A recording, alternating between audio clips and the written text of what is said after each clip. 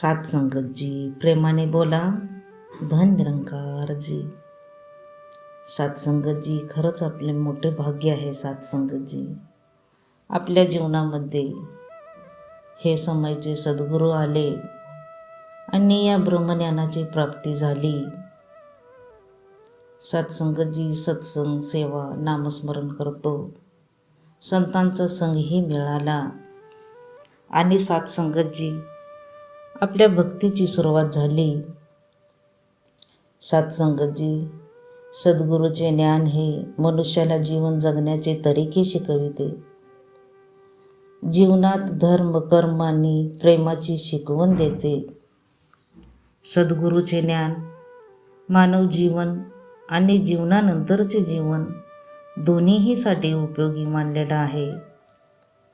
सद्गुरूचे ज्ञान संपूर्ण जीवन मार्गदर्शक आहे आणि याचे अनुसरण करणारा व्यक्ती श्रेष्ठ आहे. भगवान श्रीकृष्ण म्हणतात, ज्या प्रकारे प्रकाशाची ज्योत अंधारात चमकते, ठीक त्याच प्रकारे सत्यही चमकते. यासाठी माणसाला नेहमी सत्याच्या मार्गाने गेले पाहिजे. मृत्यू एक अटल सत्य आहे, त्याला कधी बदलले जात नाही. या संसाराचे जेव्हापासून निर्माण झाले तेव्हापासून जन्म मृत्यूचे चक्र चालू आहे.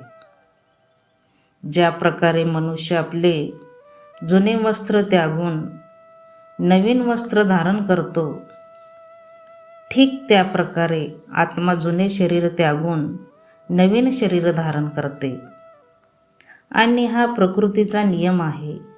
या सत्याचा स्वीकार करून भयमुक्त होऊन आजमध्ये जगले पाहिजे. ज्ञानी व्यक्ती नाही मरणाराचे शोक करतो, नाही त्याचा शोक करतो जो जिवंत आहे. कारण तो जाणतो, जो मेला आहे परत जन्म घेणार आणि जो जिवंत आहे तो एक दिवस मरणार. कर्म हेच सर्वात मोठे धर्म आहे.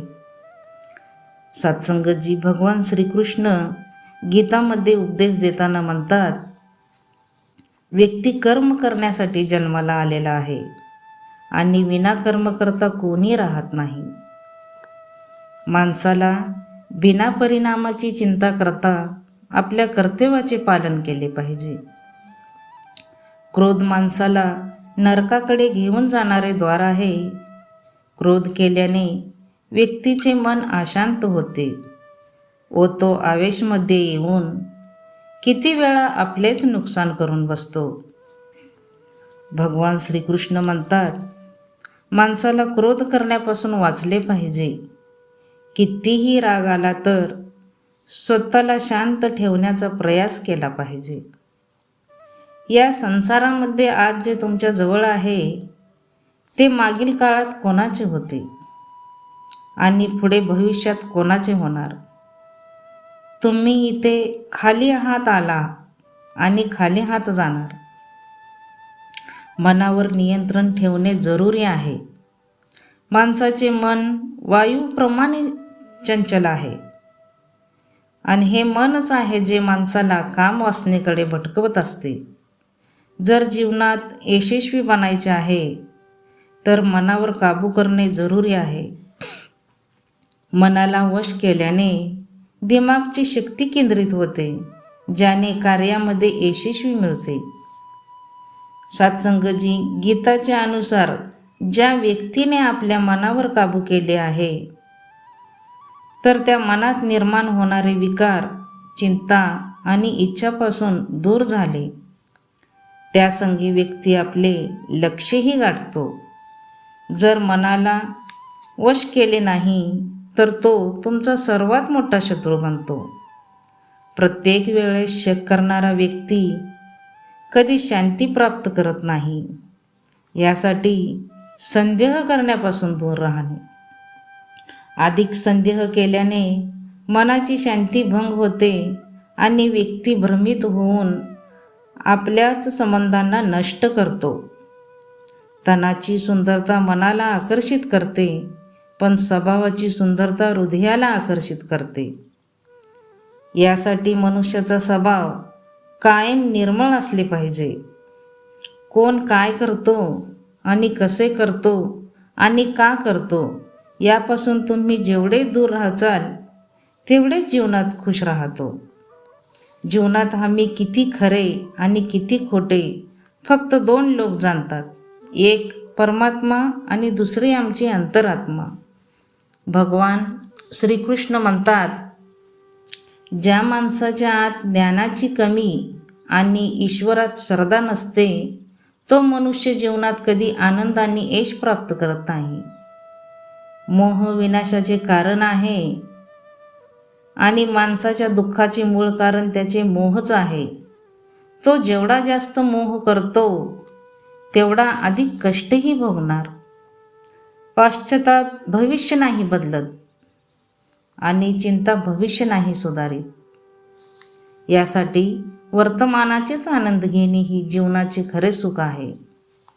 भगवान श्रीकृष्ण म्हणतात, जो तुमचे साथ देतो तुम्ही त्याचे साथ द्या आणि जो तुम्हाला धोका देतो तुम्ही त्याला त्याग द्या. जेथे पाऊस नाही तेथे फसल खराब होते आणि जेथे संस्कार नाही तेथे नसल खराब होते. जे हे म्हणतात की माझ्याजवळ वेळ नाही, खरे तर त्यांच्या खास नात्यासंबंधामध्ये आपले नावही नाही. बोल एवढे मधुर असावे की कधी परत घ्यावे लागले तर ते कडू न लागे. कमजोर तुम्ही नाही, कमजोर तुमची वेळ आहे आणि वेळ सर्वांचीच बदलते. आपण बस आपले कर्म करत जाणे. ज्याने कधी संकट पाहिले नाही त्याला आपल्या ताकदीचे कधी अनुभव झाले नाही. जो दुसऱ्यांचे त्रास तकलीफ समजतो त्याच्यात दया आहे. जे मनाने चांगले आहे त्यांना परत जन्म घ्यावे लागत नाही. कोणाला काही देऊन घमंड न करणे. काय माहीत तुम्ही जे देत आहात ते तुमच्या मागच्या जन्माचे कर्ज फेडीत आहात. घमंडी माणसाचे वंश, वैभव आणि प्रतिष्ठा सर्व तिन्हीही निघून जातात. विश्वास नसेल तर रावण, कौरव आणि कंसला पहा. जर कोणावर विश्वास करायचा तर त्याच्या बोलावर नाही तर त्याच्या हरकतवर ध्यान द्या. रागाच्या वेळी थोडे रुकल्याने आणि चुकीच्या वेळी झुकल्याने जीवन अजूनही सहज होते. भगवान श्रीकृष्ण म्हणतात, जो मनुष्य मला जाणतो तो जन्म मरणाच्या बंधनातून मुक्त होतो. त्याचे सर्व दुष्कर्माचे प्रभाव समाप्त होतात. जे भाग्यात आहे ते भाग्य होऊन येते आणि जे भाग्यात नाही ते येऊनही जाणार. जसे की हवाचे झोके नावेला फटका देतात तसेच माणसाची इच्छा बुद्धीला फटकावते. जो मनुष्य सुख आणि दुःखात, मान आणि अपमानात संगे असतो तो मनुष्य मला अतिप्रिय आहे. संसार माझीच माया आहे. हा संसार माझ्यातूनच उत्पन्न झालेला आहे. मीच याचे पालन पोषण करतो आणि मीच या सृष्टीचे विनाशही करतो. भूत, भविष्य आणि वर्तमानाचे सर्व प्राण्यांना मी जाणतो, पण मला वास्तविकतामध्ये कोणी जाणत नाही.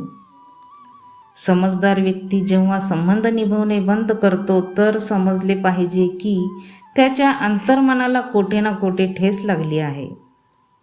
प्रेम सदैव माफी मागणे पसंत करतो आणि अहंकार सदैव माफी ऐकणे पसंत करतो. कर्मच तुमची ओळख आहे, नाहीतर इथे एका नावाचे हजारो लोक आहेत. चांगले कर्म करूनही लोक नेहमी तुमच्या वाईट बोल ध्यानात ठेवतात. यासाठी लोक काय म्हणतात यावर ध्यान द्यायचं नाही. जितके होईल तितके शांत राहणे चांगले.